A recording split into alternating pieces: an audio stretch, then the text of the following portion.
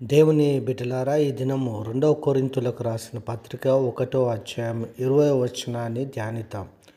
దేవుని వాగ్దానములు ఎన్ని అయినను అన్నియు క్రీస్తునందు అవునన్నట్టుగానే ఉన్నవి గనుక మనము మన ద్వారా దేవునికి మహిమ కలుగుటకై అవి ఆయన వలన నిశ్చయములై ఉన్నవి. దేవునికి మహిమ కలుగును గాక. దేవుని బిడ్డలారా, దేవుని వాగ్దానములు బైబిల్లో ఎన్నైతే ఉన్నాయో అవన్నీ కూడా క్రీస్తులో అవునన్నట్టుగానే ఉన్నవి. కాబట్టి మనము నిశ్చయముగా వాగ్దానమును ఎత్తిపట్టి ప్రార్థన చేయవలెను. దేవుడు తన మాటను బట్టి ప్రతిస్పందిస్తాడు.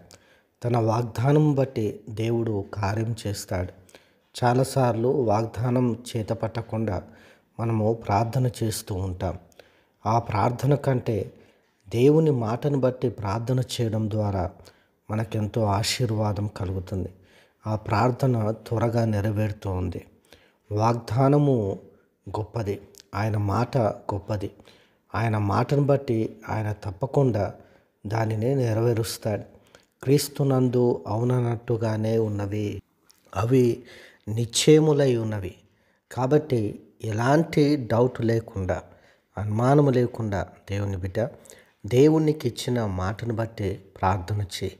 దేవుడు గొప్ప కార్యము నీ పట్ల చేస్తాడు. దేవుడు తన వాగ్దానం, తన మాట అందరి యందు నెరవేర్చునుగాక. ఆమేన్.